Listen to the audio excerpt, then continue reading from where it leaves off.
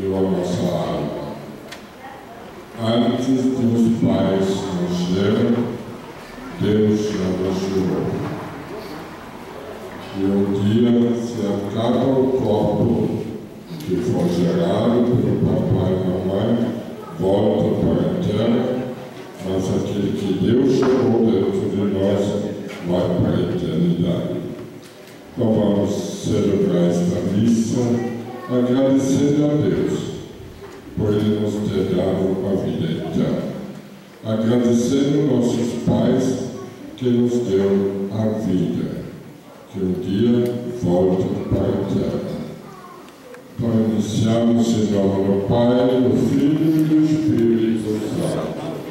Amém. A graça de nosso Senhor Jesus Cristo, o amor do Pai e a comunhão do Espírito Santo estejam convosco. Bendita seja Deus que nos reuniu no amor de Cristo. Pedimos perdão por tantas vezes que ficamos desanimados e não acreditamos na força do amor. Por tantas vezes que podíamos amar e não amamos. Perdão, Senhor.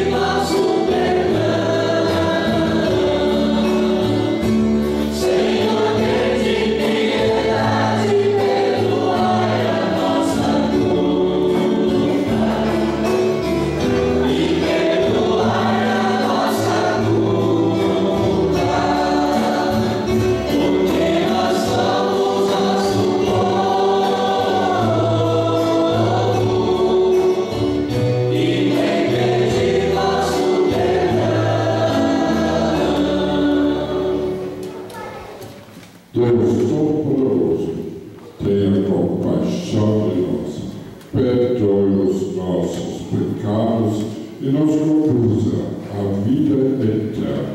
Amém. Agradeço.